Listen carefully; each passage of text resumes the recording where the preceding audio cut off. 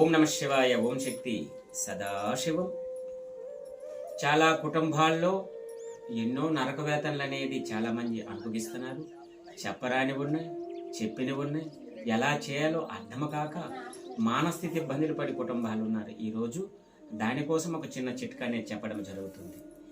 7 రకాలు నవధాన్యాలు, 7 రకాల వస్తువులు కలిపినవి ఎవరైతే ఆడబిడ్డ కానీ మగబిడ్డ కానీ ఇబ్బంది పెట్టేవాళ్ళు ఈ 7 రకాల వస్తువులు కలిపి ఆ పాపకు ఒక్కసారి ఆ సెంటర్లో కర్పూరం వెలిగించి దిష్టి తీసి పక్షులకు పెట్టాలి.